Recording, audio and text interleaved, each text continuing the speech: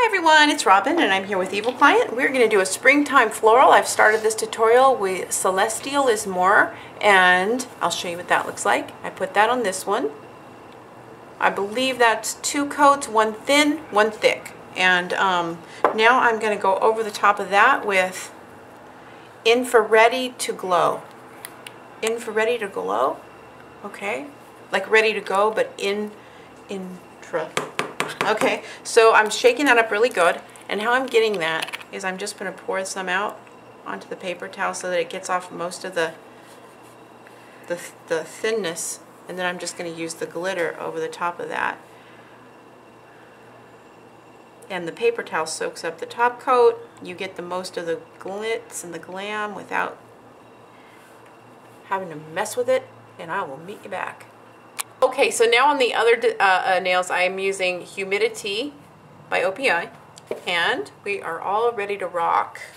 So I'm going in with green, and I'm using some real bright orange, and I'm making a nice brown to work with right here. See, Evil Client? I told you I was going to have brown. I know. And I'm going to use this green to go with this brown so they automatically match. Then I'm going to do floral in this this rose color mixed with white, and if I need to brighten it up, I'm going to go into this red and this pink. But basically, I'm going to start with the brown, and I am going to just like kind of put it through very basically like this. I want it to be nice and thin too. So add water. Get how I use my water is I get a little, like a body mister sprayer that sprays real thin mist of water, and then I spray it at least 3 or 4 times while I'm painting, and then that way it stays at a good consistency. So I'm going through with this like a real pretty brown color.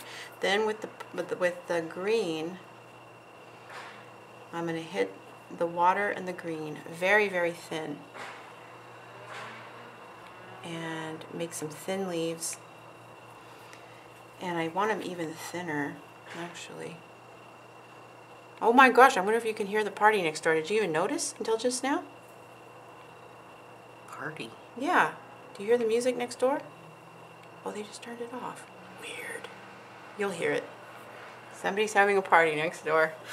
Okay, so I'm going to add some floral, some okay, see where it's so watery, it's almost like beating up as water? I kind of like that because it gives a watercolor impressionist kind of thing.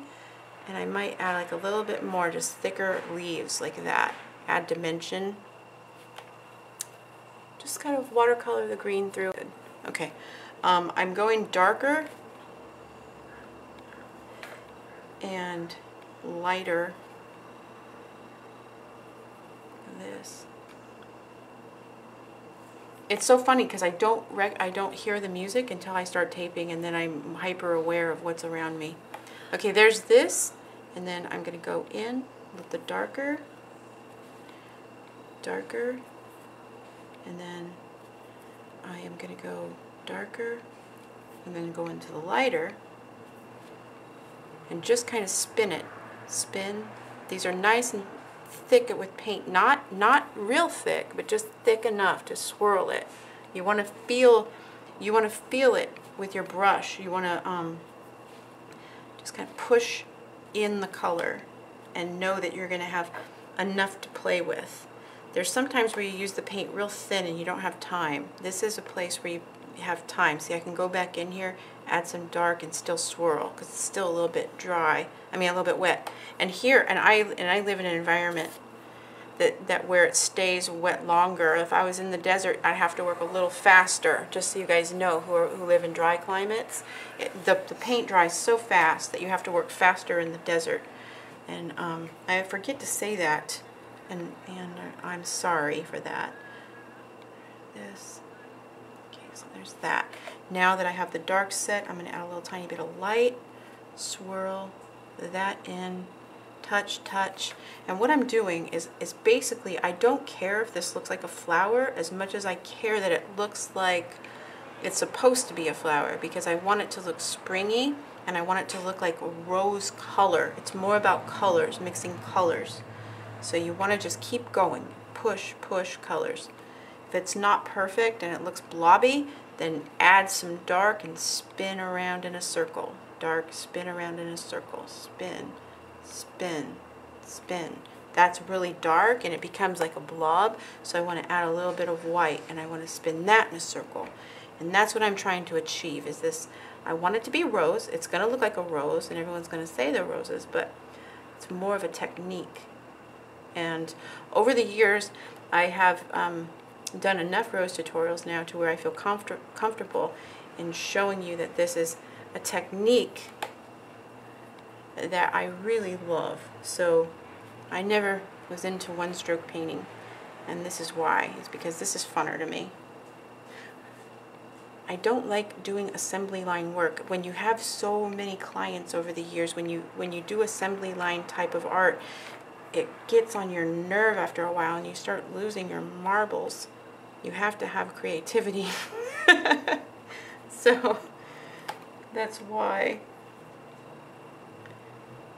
I want every design to look different. There's that. Okay, so here is the end result. Let me get some the lights in the right position. There we go. So hopefully you can see that in the right colors. I upload every Monday, Wednesday, and Friday. If you try these, please show me at my Instagram, Robin Moses Nail Art. Subscribe to my channel. Spread the word. I'm supposed to remember to tell you guys that. And I will be back with more. And also, if you want to see new uploads every single day, I do that on my fan page, Robin Moses Nail Art, on Facebook. And let me scroll down so you can see these. These are just lovely. Oop. Let me get in there. Okay, so there's that with the top coat. And the glitters are just lovely. They catch the light all different ways. And because I use the big ones and the little ones together, it's just really pretty. So I hope you enjoyed these and that you learned these, had learned more on these. If you want more rose tutorials, go to my flowers playlist on my YouTube channel and find more. I will see you back with more. Bye. Bye.